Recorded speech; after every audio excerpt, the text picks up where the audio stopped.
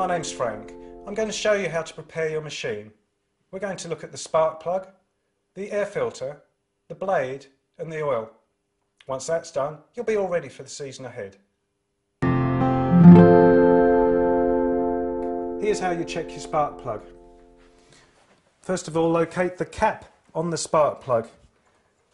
This looks different on different machines. Look for the wire and the cap and you're in the right place. Grasp the cap firmly. Wriggle and wiggle and off the cap comes. Some of them can be firmer than this one. Persevere and you will expose the spark plug. Take the tool that came with the machine, place it over the top of the spark plug. Now loosen the spark plug in an anti-clockwise direction. Once the spark plug is loose, you can remove it by hand. Now we need to inspect the spark plug. This spark plug is fouled. This will affect the running of the machine. So it needs to be cleaned and gapped. To clean the spark plug, take a wire brush, clean the fouling from the plug, check the gap with a feeler gauge in accordance to your operating instruction handbook. Alternatively, you may take a new spark plug and fit that. Check the gap, install the plug by carefully starting the threads. If there's any tightness, start again. Now that's nice and free, so I know that's safe to do up now. In a clockwise direction, I spin the plug all the way in as far as I can by hand, and then I take the tool again, tighten the plug. I'm just firming that up. It doesn't have to be over tight. That can cause all sorts of troubles. Take your plug cap. You'll see inside the cap is a metal contact. That metal contact clips on to the top of the plug. Some plug caps are rubber. It's not enough just to place the cap onto the plug. It needs to be correctly located. Push and wriggle until the cap is correctly located and making contact. That's how you check your spark plug. This is how you clean the air filter. First of all, you need to locate the air filter. Depending on what machine you have, the appearance and location can be quite different. On this machine, the air filter is a small sponge element. I'm going to pinch the sponge and pull it out. If you have a machine with an engine of this appearance, the air filter is located behind this plastic cover. To release the cover, gently hold the cover. There is a button on the left hand side and two locating prongs on the right. I'm going to push the button on the left and gently swing the cover out and off the prongs. Remove any debris in the cover, remove any debris from the filter, pinch the filter and pull it out of the housing. On this machine, remove the screw on the top of the air filter housing.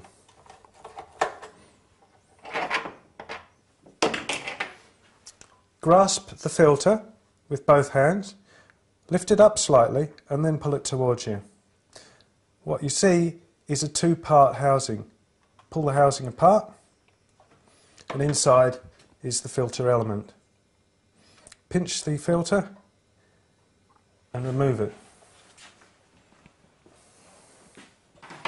Now that you've removed your air filter, it's time to wash the filter. Prepare some warm water with some dishwashing detergent. Take the filter, brush off any debris or grass cuttings, place the filter into the water, submerge it totally and squeeze the filter a few times to allow the water to circulate and clean the filter. Place the filter in some absorbent material, press down on it a few times, then you're ready to reinstall the filter into the housing, a reversal of the removal procedure.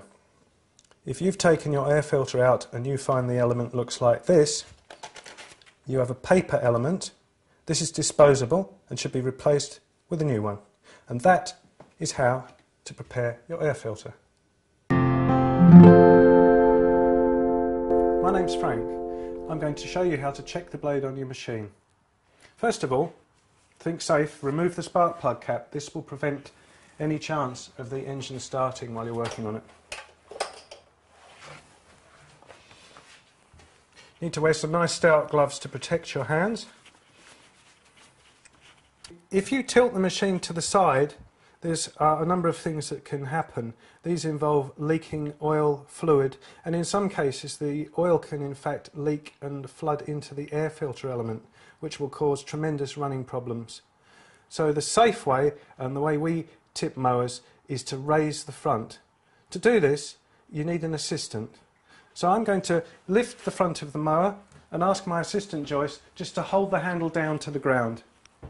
If the cut of your grass is poor, that's an indication that the blade is blunt.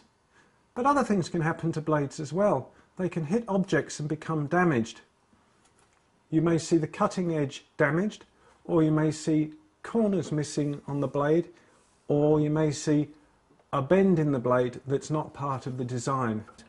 In running will cause excessive fuel consumption and vibration because the blade is a balanced thing. So if you see any of these, it's time to replace your blade. Apply a socket to the head of the bolt, grasp the blade with one hand, and in an anti-clockwise direction, undo the bolt. The washer you can see rattling beneath my fingers is a single-use item. Whenever the blade is removed, even if you remove and refit the old blade, you're going to need a new washer.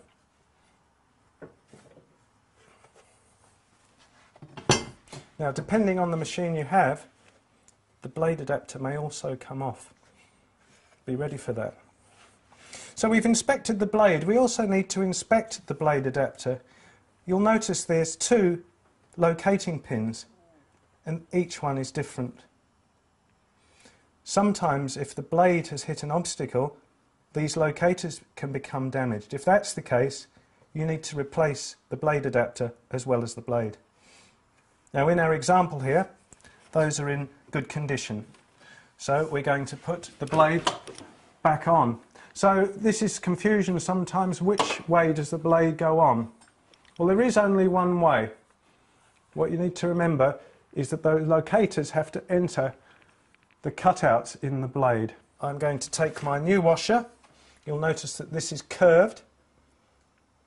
The concave part of the washer faces towards the blade,